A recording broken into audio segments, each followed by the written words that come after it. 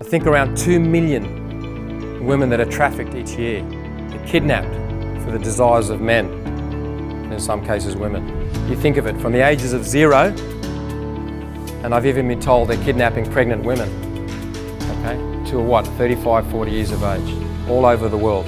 2 million women trafficked. Now, think about the guilt towards that.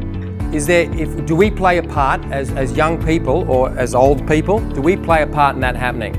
Now, police can do their bit or governments can do their bit, but our bit is to stop looking. See, every time we click, this is what they were saying, we're basically telling these guys to continue to kidnap them. Because if everyone stopped, think about it for a second. It's common sense. If everyone stopped looking at porn and going to prostitutes, what industries would close?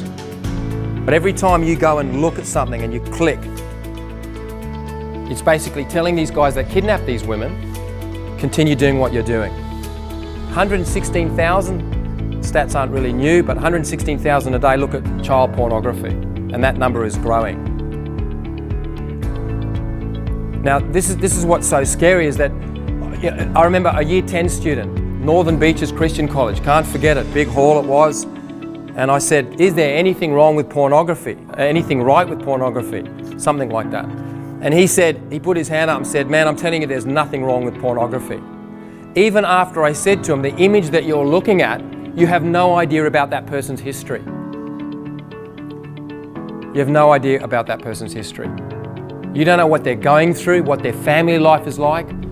Have a listen, if you go onto YouTube and you get up testimonies about guys that have come, or girls that have come out of the porn industry, you see what they have to say. It's terrible. It's damaged their lives forever. Yet we're deriving pleasure from that image. It's like a false intimacy. We don't want the responsibility in a real relationship, because in a real relationship you can get hurt.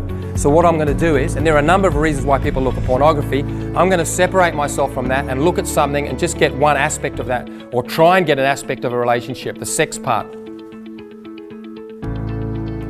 It's tragic. You think about it, these kids are kidnapped for the sex slave market. Imagine what their lives are like. Now, am I trying guilt? Of course. Guilt is good because it tells us we're doing something wrong. This is a fact. It's not a lie, because it's quite possible that I looked at an image or images on something, that person was kidnapped from a different country, forced to be a heroin addict, and now has to pay for that and is now in porn movies and is possibly getting raped. But that's the reality of the world we live in. It's tragic, it's really sad. So there are 25 to 30 million slaves in the world, 70% are women and half are children. 80%, now that's estimates. 80% are trafficked, involved for sexual exploitation, into prostitution, or for the purpose of creating pornography. There was one stat, I don't know if it's in the next one, that said around 45%, I think it was in the last one, around 45% of those that end up in, from sex slavery end up in a pornographic movie.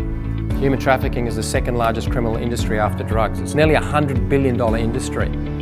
There's a great deal of tax to be made from porn. But if we live in a world that says all truth is relative, then it's easily argued, isn't it?